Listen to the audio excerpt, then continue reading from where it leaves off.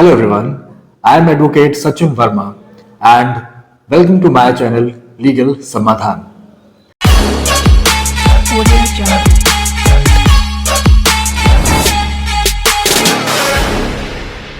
This is the very first video of my YouTube channel and I will request all the viewers to please subscribe to my channel for more such informative videos.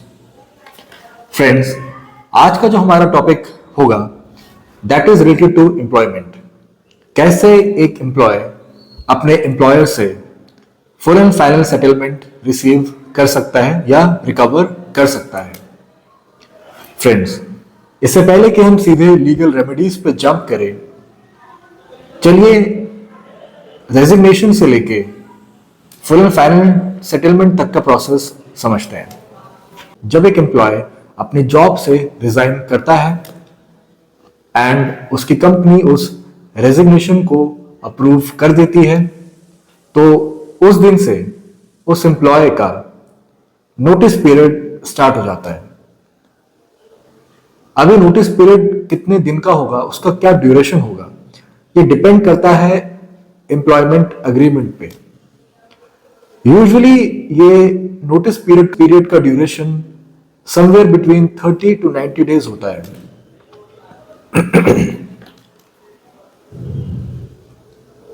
Notice period serve करने के बाद employ को company से एक relieving letter मिलता है और with in 40 to 45 days of his last working day उसके अकाउंट में full and final amount receive हो जाता है। ड्यूरिंग द नोटिस पीरियड उस एम्प्लॉय को उसकी सैलरी नहीं मिलती है।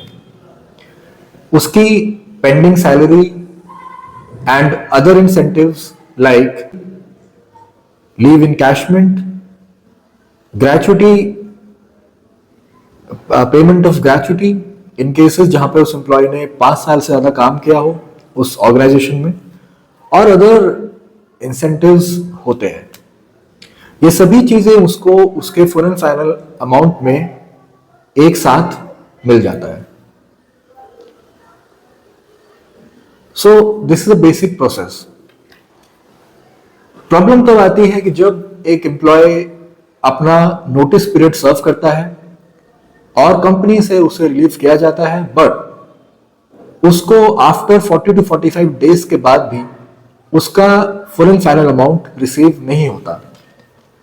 ऐसे सिचुएशन में सबसे पहले एम्प्लॉय को अपने कंपनी के एचआर से कांटेक्ट करना चाहिए और अपने फुल एंड फाइनल पेमेंट का स्टेटस कंफर्म करना चाहिए। इन केस अगर आपको एचआर से कोई सेटिस्फैक्टरी रिप्लाई नहीं मिलता, तो आपको अपने एचआर और कंपनी को एक फॉर्मल मेल डालना चाहिए और ये रिक्वेस्ट करनी चाहिए कि आपका फुल एंड फाइनल अमाउंट आपको शॉर्ट पीरियड पे दिया जाए। अगर उस मेल का भी कोई पॉजिटिव रिस्पॉन्स आपको नहीं मिलता, तो उस केस में आपके पास सिर्फ एक रेमेडी बचती है, that is legal action. Legal action उन केसेस में जहां पे एक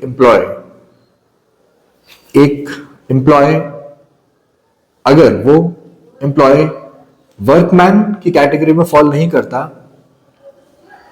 और इंडस्ट्रियल डिस्प्यूट एक्ट या पेमेंट ऑफ वेजेस एक्ट के अंदर रिलीफ क्लेम नहीं कर सकता, तो उस केस में उसके पास सिविल कोर्ट में अपना सूट डालने का ऑप्शन होता है और ये सूट विद इन 3 इयर्स के लिमिटेशन पीरियड में डालना चाहिए।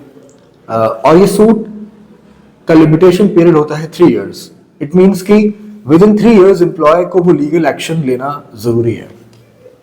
एंड आई विल एडवाइज कि आप विदाउट वेस्टिंग एनी टाइम उस लीगल एक्शन को जरूर लें, अदरवाइज वो आपके केस के लिए अच्छा नहीं होगा।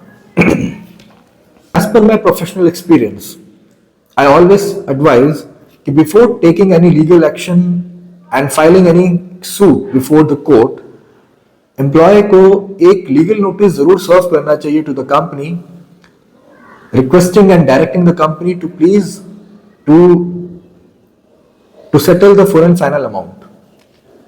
लीगल नोटिस भेजने का सबसे बड़ा बेनिफिट ये होता है कि लीगल नोटिस का जनरली कंपनीज रिप्लाई करती हैं और उस लीगल नोटिस के रिप्लाई में वो ये रीजंस बताती हैं कि किन कारणों की वजह से वो एम्प्लॉय का full and final amount settle नहीं करेंगे, या क्यों वो जो एम्प्लॉय है वो full and final amount receive करने के लिए एलिजिबल नहीं है।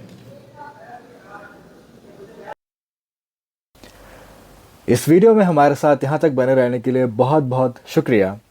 आशा है आपको हमारा ये छोटा सा प्रयास पसंद आया होगा।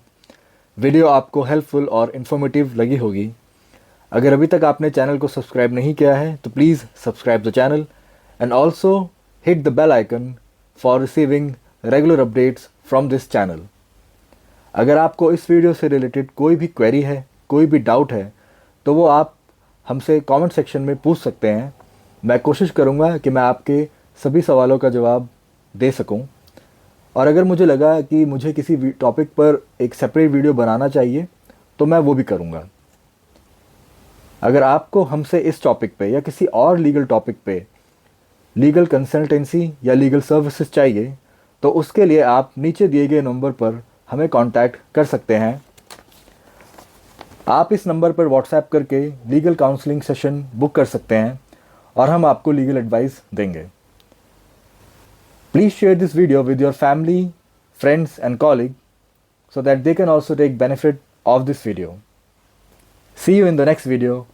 Jai Hind, Jai Bharat.